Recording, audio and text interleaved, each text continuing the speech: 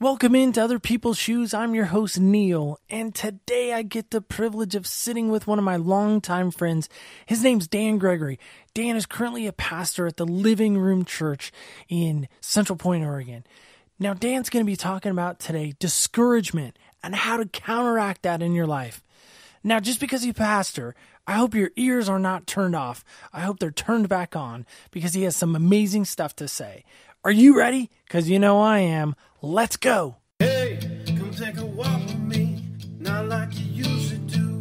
Do something different and put yourself in other people's shoes. Open up your mind and open up your eyes and change your direction, change your perspective.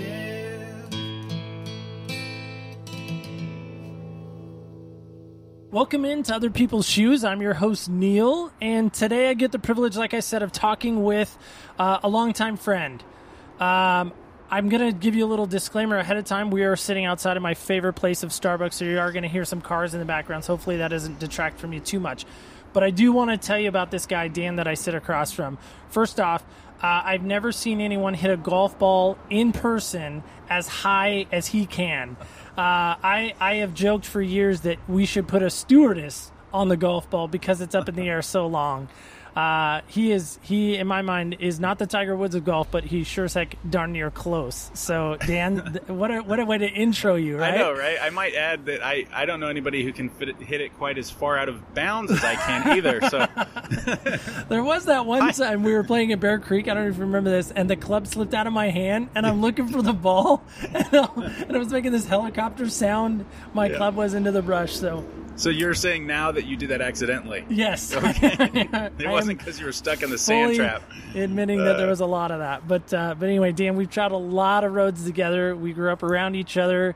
You're one of those fortunate people that I know that, or I don't know how you say that exactly, but I'm blessed to know you. I've watched you make some obviously some positive stuff. Positive, that's what I'm trying to say there, positive stuff, but I've also seen some negative stuff too, and that's why I figured today you would be a good source to talk to as far as being someone who's been discouraged. There have probably been times in your life that you have, and maybe you could help others how you walk through that discouragement. So first off, we'll start with kind of a nonsense question to kind of lead off the show. What size shoe do you wear? 11. 11? Yeah. We were the same size. All right. There we go. Yet again, another thing. Not only do we throw golf clubs, but we've got size 11. No. So do you have a favorite pair of shoes that you wear? Are you a shoe, what do they call it, a shoe head or a sole person that collects shoes? I'm really not. I guess I got some Converse All-Stars on at the moment. I can say this. I remember growing up, my younger years, the brand and the style was so much more important. Yes. And not to throw my dad under the bus, but no, I would do look. it. I would. Is that allowed? Do it. It's okay. Man. I remember watching his style and his brand awareness and going, "That will never be me." Well, lo and behold, now we've got 4 daughters, and I have become my father's son. Now it's like, what can you afford to put on your feet, and that's what you do. Nice. So. Okay, but you do like some Converse. There you go. I'm rocking. I try to Converse. I try to keep it real a little bit. Try to be real in that regard. The reason why I asked that is we're walking in your shoes today, right? Very cool. The whole point of our show, or my show, is to look at your point of view, your perspective. So we're in other people's shoes, so therefore we are in your Converse size 11 All-Stars, which I can fit in as well. So nice. So there we go. So here's a little tougher question. How do you define discouragement? The lack of encouragement. No, I'm just kidding. Okay. I'm just kidding. I like it, but good.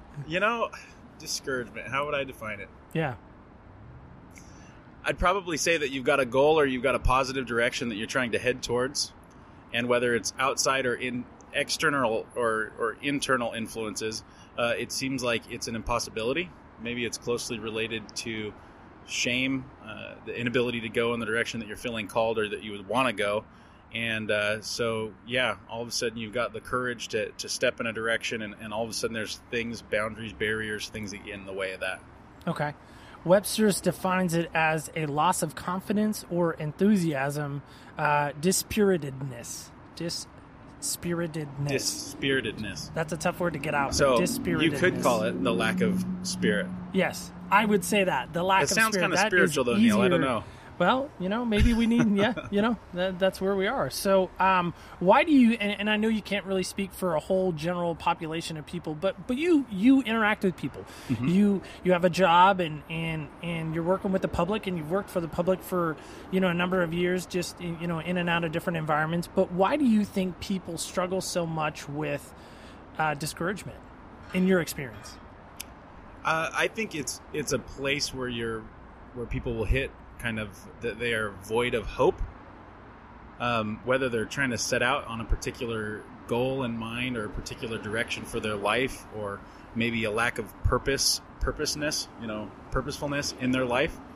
But I think discouragement and I think connected to that, a cousin to that, can be eventually depression, exhaustion, giving up on things, is probably from a lack of hope. I would define it as a lack of something bigger than yourself. And I know that in my own life, hitting areas of absolute depravity, discouragement, depression, a whole lot of D's in that, right? That was the case for me. Where am I placing my hope? And so if it's founded in my own strength and in my own resources, well, what do you do when you come to the end of yourself, or you come to the end of your resources? You find yourself in a spot of maybe hopelessness. And discouragement, I think, is probably an element of that larger picture of hopelessness. So, building on that, where do you think this lack of hope comes from?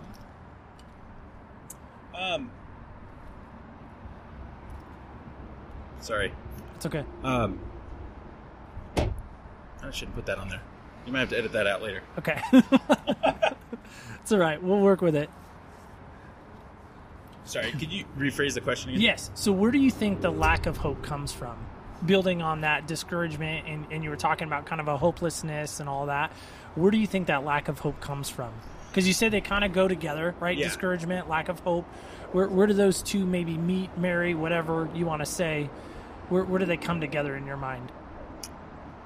I'd say that they come to, for me, they have come together. Yeah. So I'll speak first person to this instead of projecting out to our listeners today. Good. Yeah. I'd say for me, it really does come together at that, whatever the state is where you come to the end of yourself, where I have felt, man, try as I might, I'm just not good enough. I can't see that I'll ever be just good enough. And however you would define that good enough, right? For different people, they might try to define that differently. But I know that for me, I have at different times felt like, man, I've sure tried at this. I've worked hard at this. Or I had this goal and I've continued to let myself down. Or the resources at my disposal have now let me down. Or my own limitations. I've come to the end of myself. And all of a sudden, I'm downtrodden. I'm discouraged. The wind has left my sails, Okay. So speaking about that, maybe even building a little more on that, if you're willing to share this, and I know you kind of have, like all of us, we all have a past, we all have some mistakes that we've walked through that maybe were not our brightest or most excited moments, but we'll see where this goes. So have you ever in your life felt so discouraged? And if so, how did you come out of that? So, I've had a lot of different moments where I might describe it as hitting my rock bottom in different ways. Is there an exact moment? Yeah. So, and not to get, I'm just personality wise and who I am and what I do today with my life. I try to practice being really transparent, and I believe it's a witness, and I think that people can maybe glean or benefit from it. So, I'll just. Multiple places, but one in particular, I found myself in Butte County Jail in Northern California, completely, and I would say hopelessly, discouragedly addicted, if that's a word, addicted to drugs. My major drug of choice at that point were opiates, and so, I had gotten to the point where I was slamming heroin, and just absolute depravity, lostness, and I just didn't see a way out. Anything I had tried before had failed. My resources were tapped, and I had, at that point, I found myself in jail, and there was the very real potential that I was looking at a long prison sentence. And so as far as like a moment that I could single out where I'm hitting rock bottom, there's been multiple times where I've come I'd say, come to the end of myself and realize, man, I need external help because I don't have it in myself. But one that I would highlight would absolutely be that. So if you're willing, which I hope you are, maybe some extra grace here.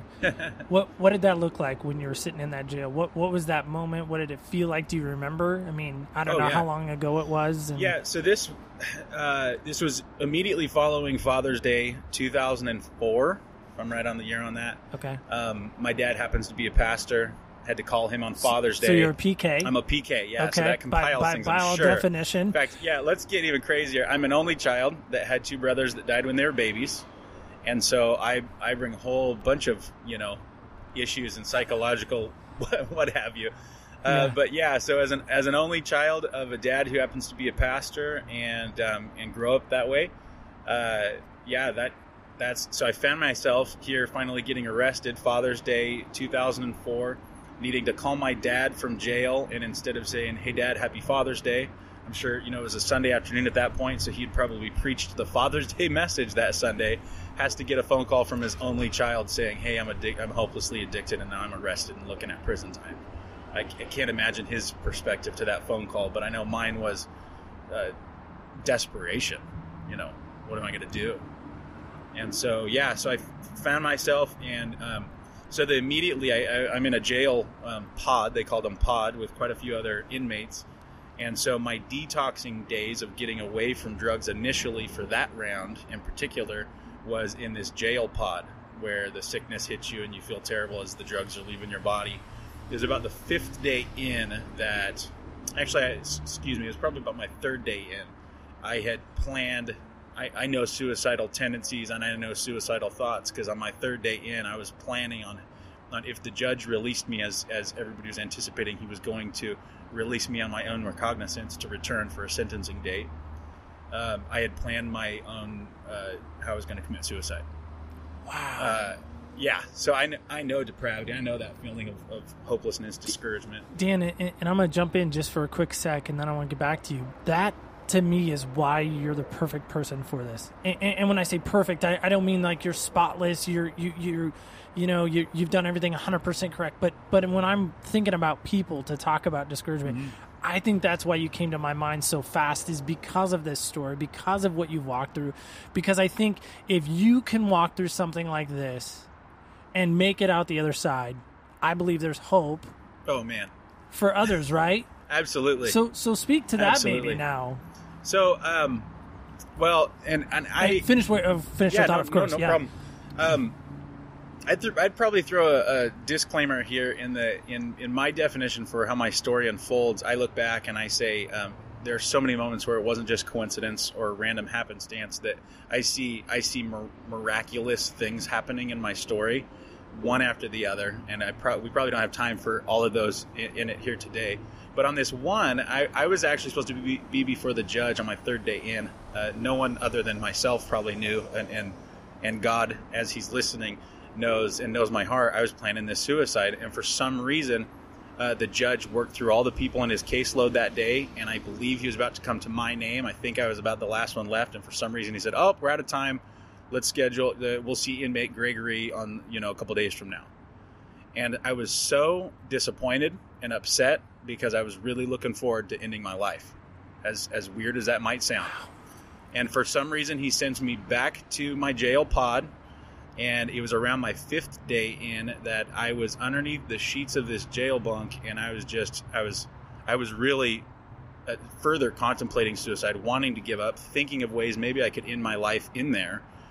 And I felt like a bit of a vision came to my heart, mind, soul, however you describe that, where I found myself, I could see myself at the bottom of this well. And the more that I kept trying to dig myself out, the deeper I was getting. That I was going to have to submit and realize I can't do this myself. There's nothing in me that can save myself, and that I was going to have to relent and submit, and that God was going to have to literally touch my life. And so that was a game changer point for me. And it also dawned on me now. A lot of the desperation, discouragement came from the fact that I was presumably still looking at years in prison. So how am I going to survive that? What's that going to look like? What am I going to have to go through? And I remember, I feel like God brought to my mind character in the Bible, Saul, who later became Apostle Paul, who did some of his greatest ministry work in writing letters to the church, eventually then becoming books in the Bible, was done from a prison cell. So I got this overwhelming sense that if I could just relent and let him take over my life, that even if I did have to go to prison for years, he was going to clean me up and he was going to use me for his better purposes. That's great, Dan. And so that's probably even answering the second part of that, of how you overcame that, of just really putting your faith into something other than Dan. Yeah. Right? Oh, absolutely. In a nutshell. I know there's more to that to unpack for sure, but okay.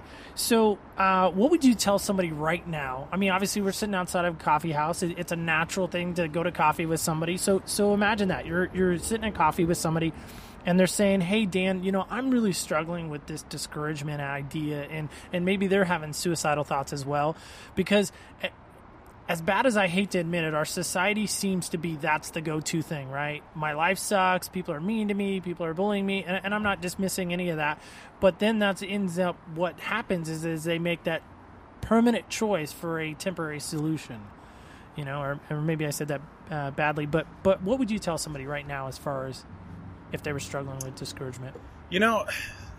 So I have, because of what I do now, I've had the opportunity to sit with both those struggling with that kind of discouragement, whether it's by way of addiction, brokenness, whatever that looks like in their own life. I've even had a chance now to sit with parents and family members who are trying to say, hey, my child or someone I know, someone I love is hopeless at this point, completely discouraged, totally addicted. What do I do? And to be honest with you, I get the opportunity, but here's the hard part. Most of the time, I feel like people are looking for a step-by-step process that if they can just do this plus that is going to equal the permanent solution.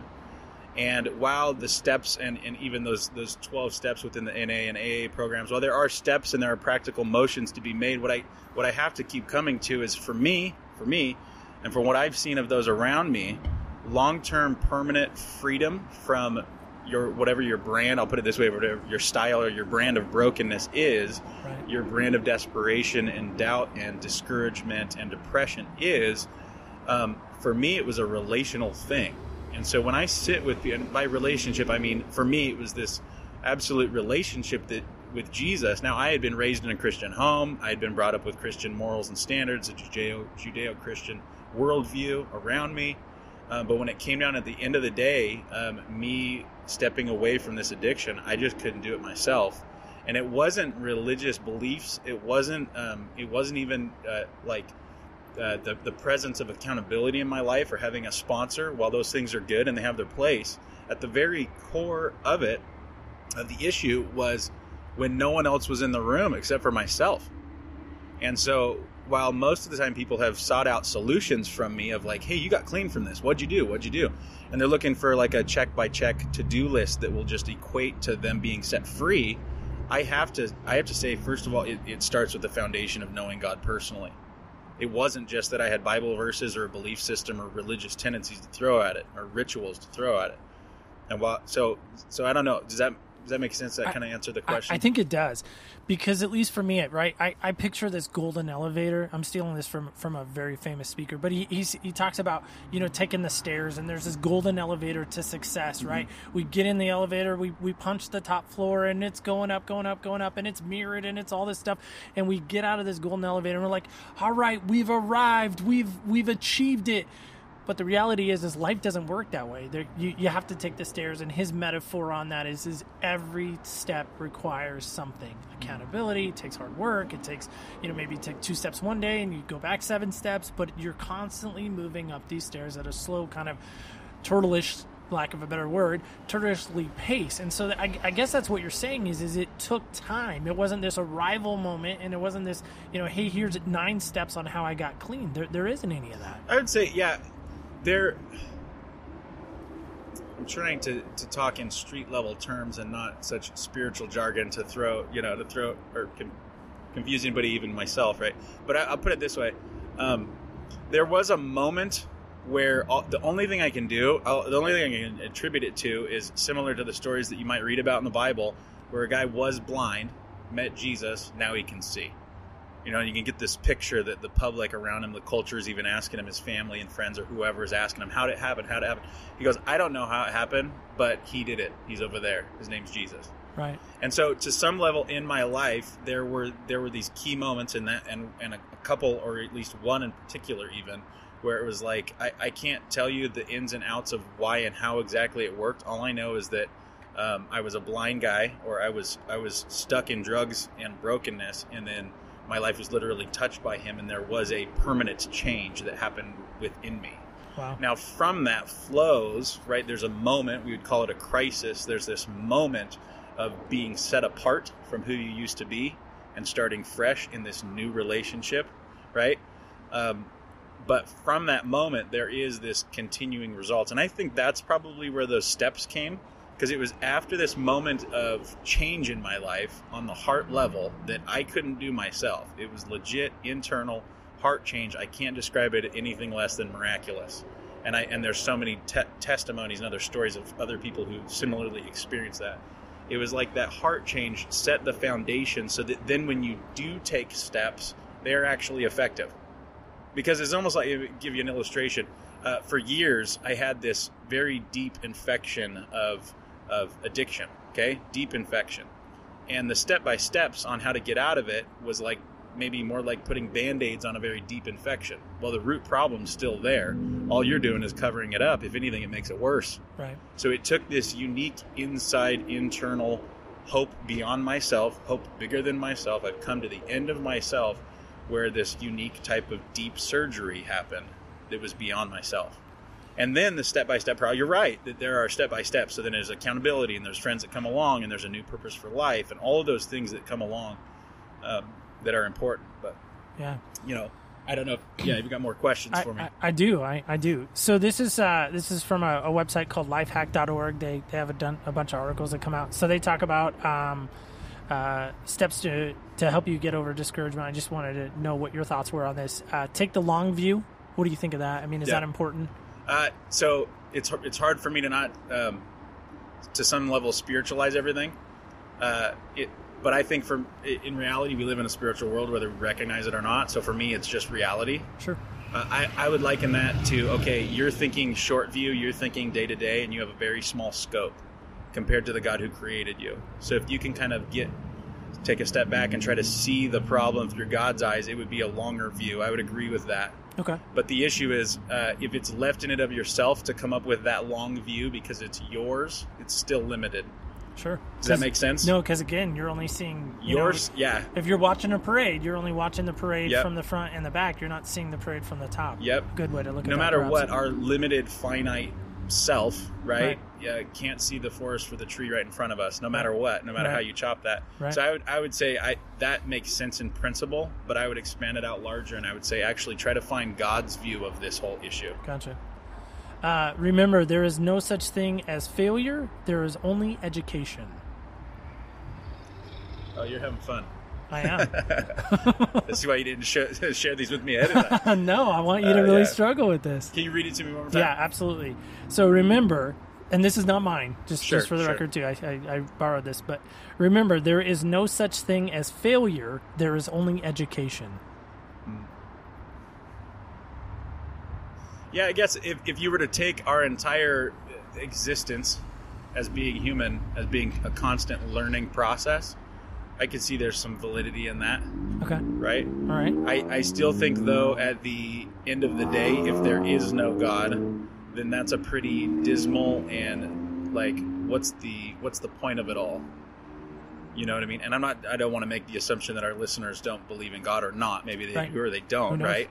Yeah. But if it's just for the point of you to become educated and there's no such thing as failure, then I wonder where things like pain and death and trials and struggles, are those not failures? Are they just a means of education? And then to what end? Sure. If the whole point in this life is just that we learn stuff, does that echo into eternity for some reason? So just because we're learning doesn't mean we're really applying it. There you go. I feel like that opens Pandora's box a little bit, but it can. That's my point of view. I'll try to stay out of that. But stay true to our vision.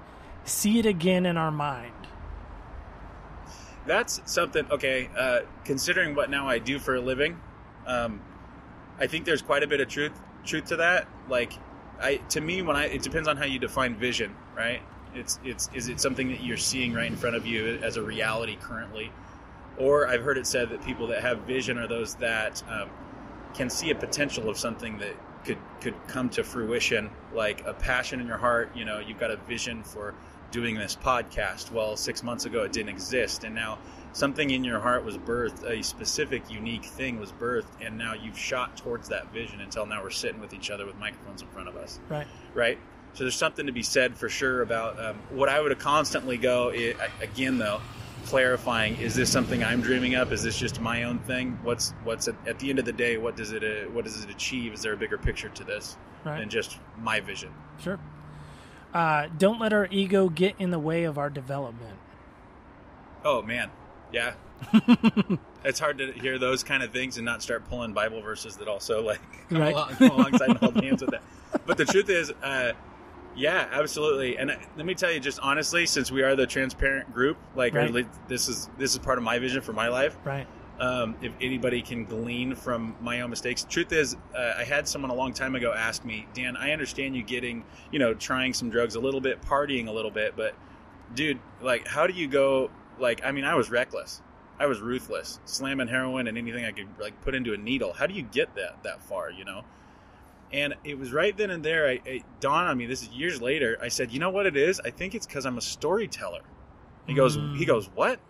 I said, well, because by nature, my personality, I like to be able to tell a story. And however, so ego's connected to that. I want my story to be profound and dynamic and crazy, stand out. Yeah, and get approval and applause. Oh, totally. Yeah, I wanted to be popular through high school. I was in so many, through my growing up years, it was constantly like, what do they think of me? And so, how often did my ego get in the way of my development? It wasn't until really coming. And I don't even want to sound like I've arrived yet. God is still coming along and going, hey, ego check. You got some pride there. Like, even the quote-unquote good things we might do might be in bad motive. Right. And so our ego definitely gets in the way of our development. Needs to get checked at the door. Yep. This probably builds on that a little bit. Stop comparing yourself to others. We are on a unique path. Yeah, I'd say for the most part, I agree with that. I think sometimes, showing good judgment is important, not in a comparative way, not like, well, you don't want to live so isolated. Some of those statements are pretty individualistic. And so if you drop that into a different cultural context, they'd say, what?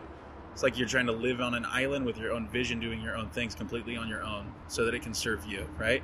So there's something to be said about like, okay, negative comparison, at least I'm better than them, or at least I'm worse than them. So now I'm not worth as much.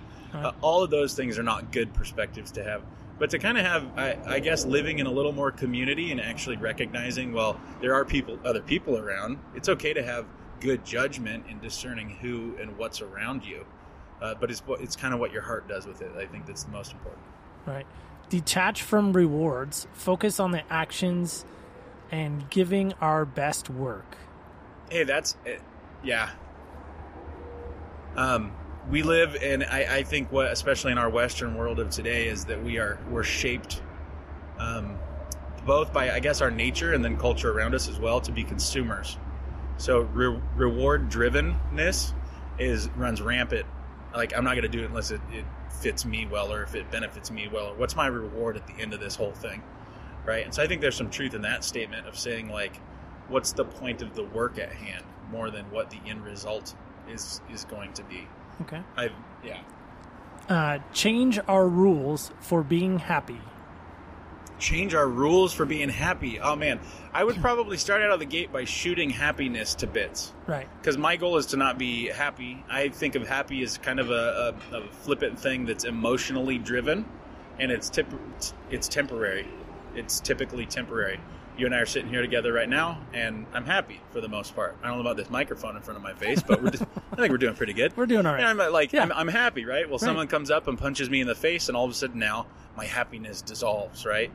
So I think that joy is something that is larger than ourselves and larger than just our own emotions. And so I think joy to be had in the ups and the downs of life is less flexible and more stabilizing.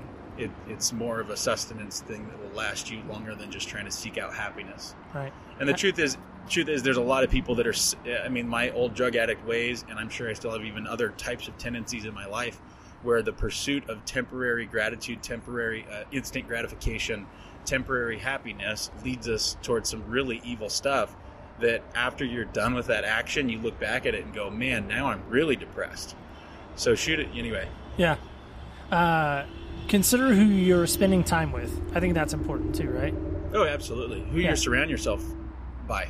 Yeah. That's a great. You probably ran with some pretty awesome people back in the day. Yeah. Awesome, using that sarcastically, of course. It's an interesting thing because I think speaking to, both. I used to run with that rough crowd because that was a really good expression. You could look at who I was hanging out with, and it was an expression of who I was, right? At the same time, I've known a lot of people that then leave behind who they used to be, and then all of a sudden surround themselves only with this new type of people. I think, if we were talking church culture, I think it's pretty typical that, someone left behind all their friends to go start going to church, became a Christian, then surround themselves by Christians, and lose the larger, bigger picture of the world around them, and maybe don't go back and connect with those people that they used to hang out with. So anyway. I'd say it is important to look at who you're surrounded by, and to do. For me, my life is trying to be obedient to God's will for my life, and sometimes that will take me into new relationships with new like-minded people. And sometimes, out of obedience, it'll send me back into relationships with people who I'm not like anymore. Right. And it's out of love for them. It's out of a way to try to impact their life for the positive. And so, yeah. Okay. Get outside, move around, and breathe. It's kind of a good thing to do always, right? Yeah, it's interesting how we're connected. Heart, mind, soul, strength, right? Mentally, emotionally, physically. I would say what's interesting is that when one of those is out of whack, it seems like they all get that way. And so, I'd say that that's really important. Okay. How you take care of yourself physically is going to impact how you do mentally, and then largely how you do spiritually as the overarching. Sure. Talk to a mentor. A mentor, yeah. It's interesting is I think, in my journey, I've looked at it and I've gone, you know what? I can't think of a time where I don't have a mentor that I'm tapping into for love, support, accountability, nurturing, those kind of things.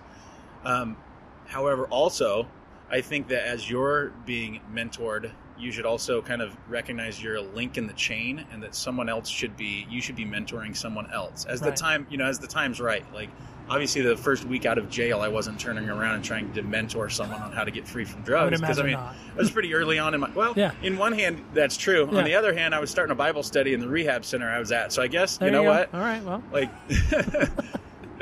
I would put it this way: as far as encouragement goes, and living for something bigger than yourself, and having a hope and a joy that seems eternal, you got to set it on eternal things. Yeah. And I've never had those doubts and discouragements removed as much as when I'm sharing with someone else and I'm trying to help them get away from their doubts and discouragements. I look at my life and go, man, I'm being used for something bigger than myself. So anyway, yeah, it's good to have a mentor. It's good to try to figure out how to also be a mentor for someone else. Nice. Last two, do a mind map and then go find someone who you can help. Oh man, well I guess I already kind of started that one. Yeah. Mind map, I would take it as far as I've done mind maps before, and so I guess it depends on what your definition of that is. My wife and I have called it my brain barf, in a sense. It's almost like where you lay it out on a piece of paper and you pretty much mind map everything that comes to mind on who you can network with, who you can help, who you can partner with towards a particular vision. So that's how I'm taking that to be defined, a mind map. Okay. That's my definition of it. Sure. If that resource has a different one, well, then we'll be different. And then, of course, find someone who you can help. Yeah, and so I think doing that mind map, now for me, it's a prayerful process. It's not just what can I think of, but for me, it's like who is God bringing to mind?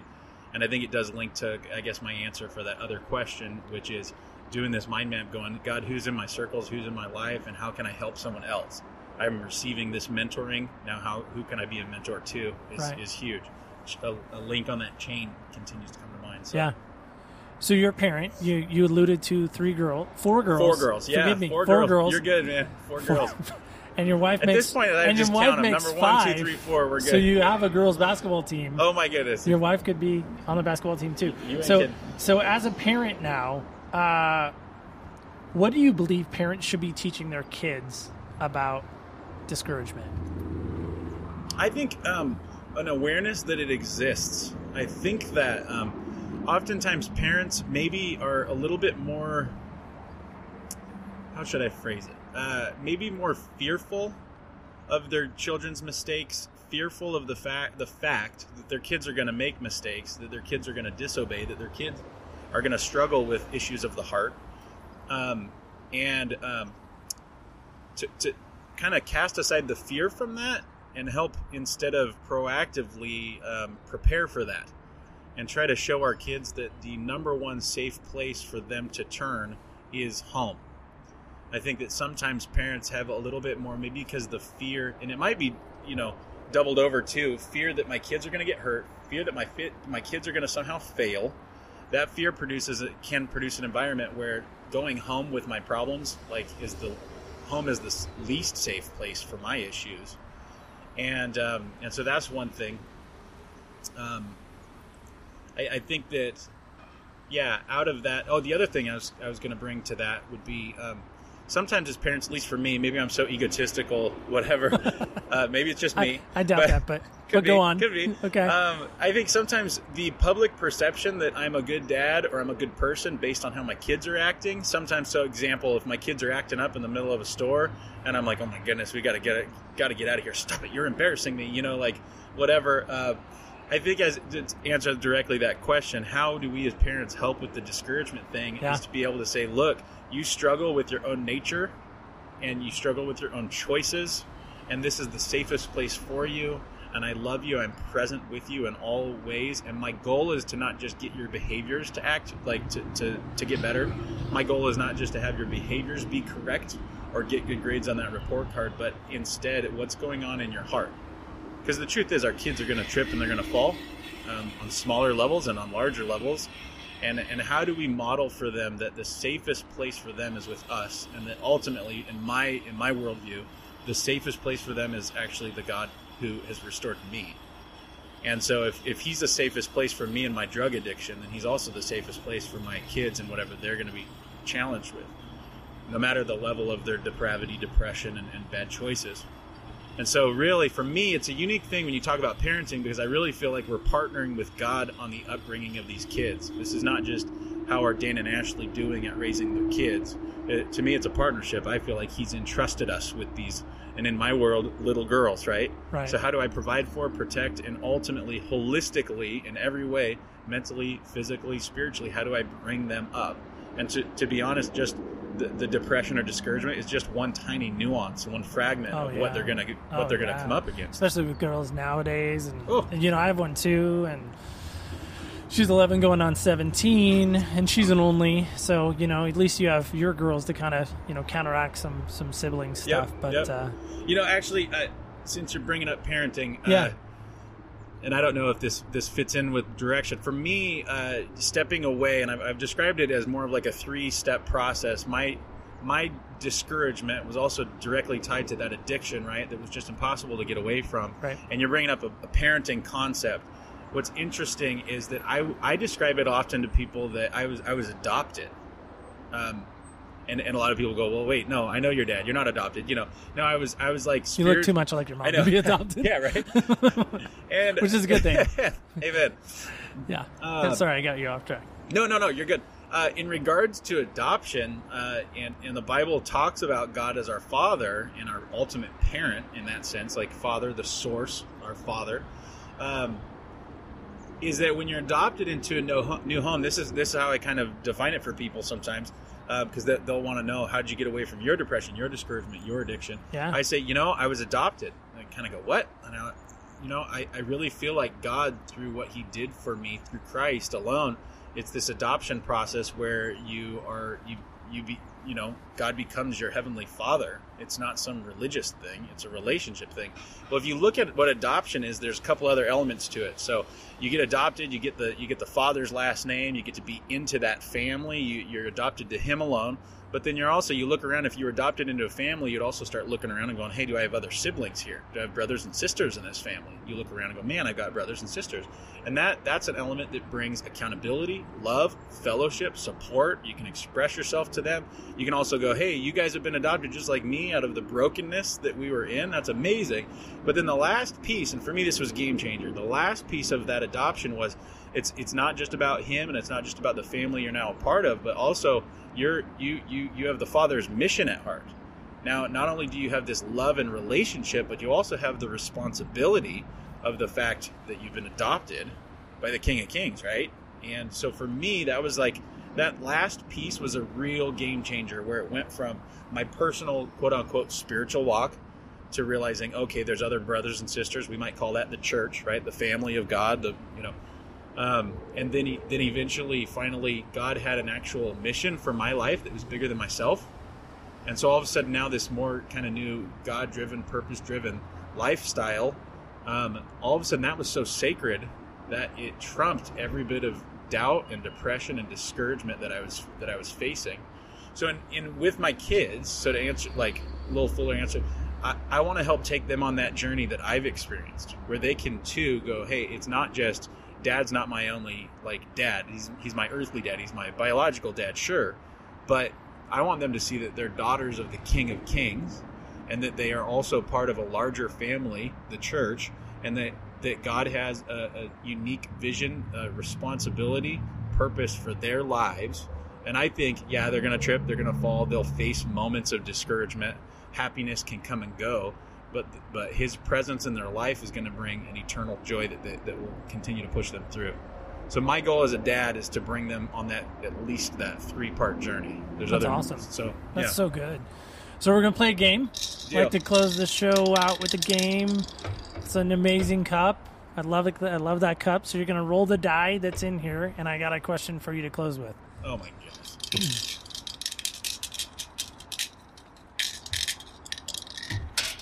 Oh, I was hoping you were going to get number 6, but that's okay. What is a taste that you really love to enjoy? A taste that I love to enjoy. Yeah. Because it's senses. We're playing a game I like to call senseless, so it's involving the 5 senses. A 6 taste is the that I wild love card, to enjoy. But a taste that you love to enjoy. Okay, sweets are okay, but I'm going to be honest with you. Yeah. My downfall for taste is going to be chips and salsa, dude. Chips and salsa. Chips and salsa. I've told people I'm a salsaholic. So I'm a salsa guy, hot sauce guy. Those are some of my favorites. Those are some of your favorites. Okay.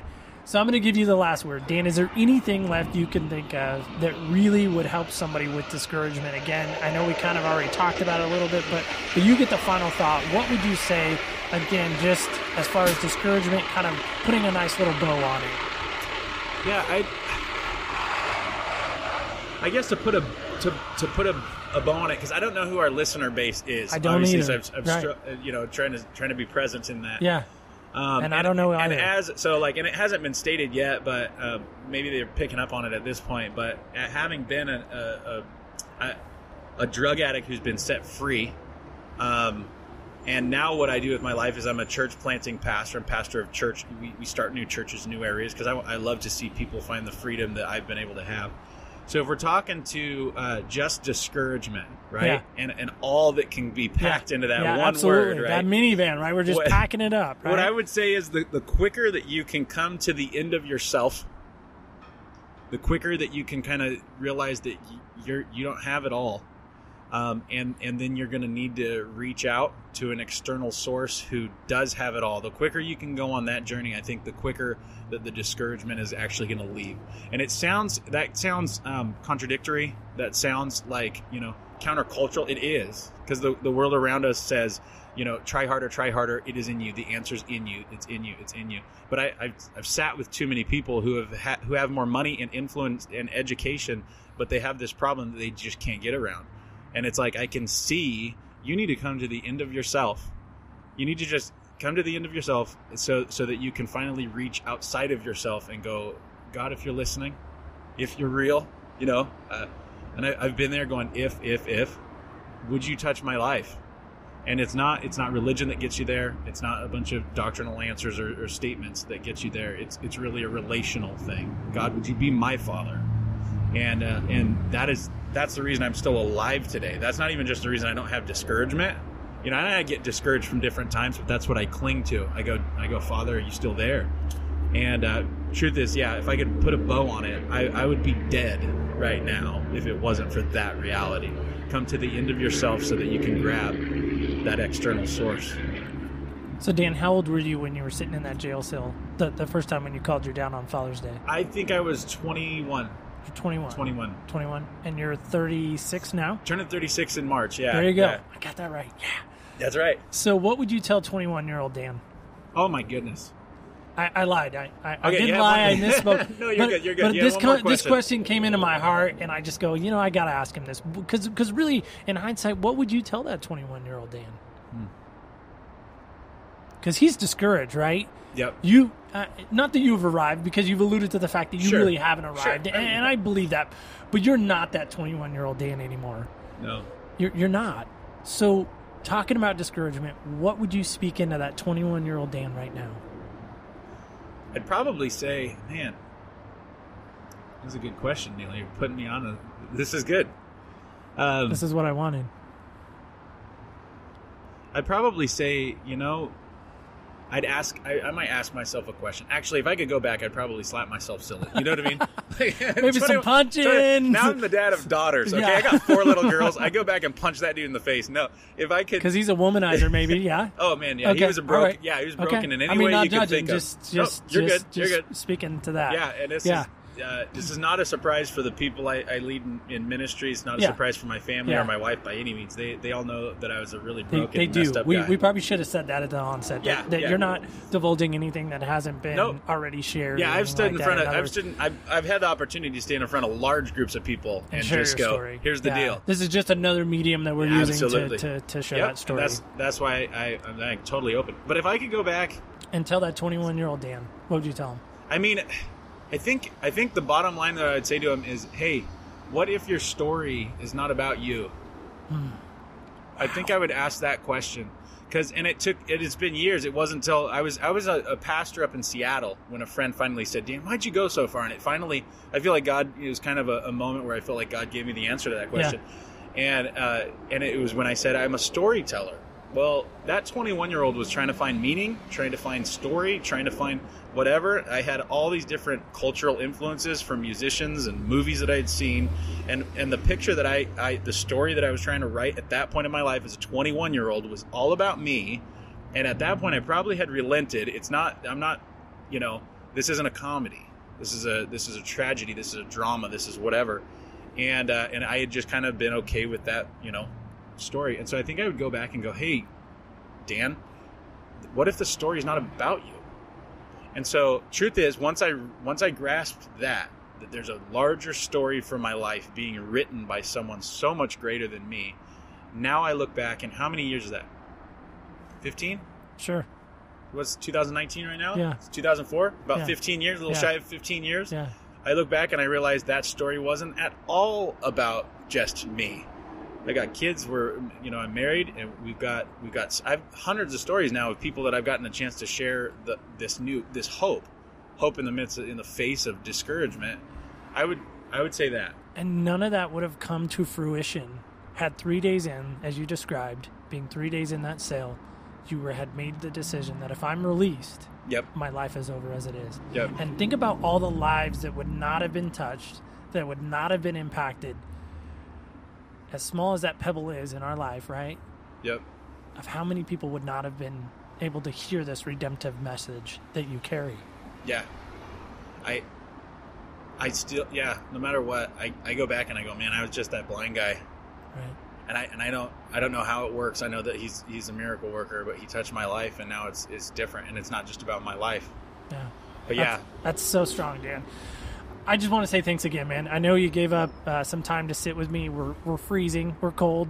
It's Oregon. I was hoping they couldn't hear the shivering. Yeah, there's probably some teeth chattering. Hopefully, Gary will get that out for us. But Dan, I do want to say, just on a personal level for me, I believe there's a God because of people like you. And I don't say that to fluff up your ego or anything like that. And Dan's not paying me to say this, and he's not a paid guest or anything like that, because I don't have those. But I do want to say, you to me are a testament of why people should believe. Because of where you've been, because you had every reason not to believe. Every reason to walk away from God and give him the bird and cuss him out, whatever you want to say, and move on. I mean, you have two loving parents that loved you dearly and still love you dearly. I mean, that hasn't changed as far as I know. I mean, your dad told me yesterday that hasn't changed. But my point is you had every reason to walk away. And you still chose to say, you know what? No, despite myself, I'm going to stay. Not only am I going to stay, but I'm going to fight. Okay, one aspect to the story. I haven't told a ton of people this one. Now, this is in the midst, like I said, there's a whole bunch of things that I look back and go, there's no way that was coincidence. That had to be a miracle. Right? And now we can see the tapestry of our lives. It wasn't about me. And now I get to just be a mouthpiece saying that God's good and I stink. You're using. Absolutely. That's how I summarize it. But, so the night before I got arrested, okay, so it was probably, it would have been a Saturday night. I'm outside.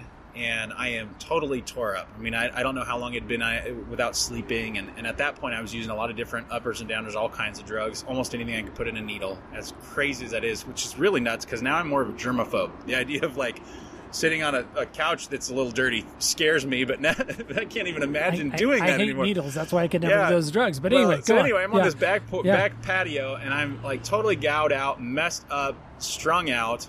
And I remember leaning against the wall and going, God, if you're real, show yourself to me. Right now. And to be honest with you, it was crazy. It was dead silent. And I heard and saw nothing. So I was kind of frustrated. And I'm like, fine. Well, whatever. I guess you're not paying attention to me anymore, right? Or whatever. Maybe you're not real. But something in me, I ended up going, well, you know what? Well, if you're not, hey, Satan, if you're real. Oh, wow. Danger zone, right? Danger zone. Satan, if you're real, show yourself to me. Red line. Now, I didn't I can't describe really what happened per se, but I felt this darkness move around me and a dark presence move and pass right in front of my face. Enough so, and I got the sense, I realized not only was he real and was he present, but he had me just where he wanted me, hopelessly addicted. And it was enough that it scared this big tough guy on the streets, ran inside and hid until I kind of passed out, kind of fell asleep or whatever. The next day was Father's Day, ironically. So I talk about a father who's willing to adopt us, right? Next day's Father's Day. And that's the day I get arrested. So the night before, I get this little scary kind of presence of whatever that was. I'm not saying it was Satan, but I said that out loud, and that's what happened as a result of me saying that. By the way, a disclaimer: we don't recommend that. No, I do not recommend that. This is just part of. No. Not at all. Don't try this at home, kids. No, don't play with stuff like that. Yeah. But I can tell you this: so, I feel like what I got that night was Satan's answer. I am here, I am present, and I have you right where I want you. And I think the next day was when I got God's answer.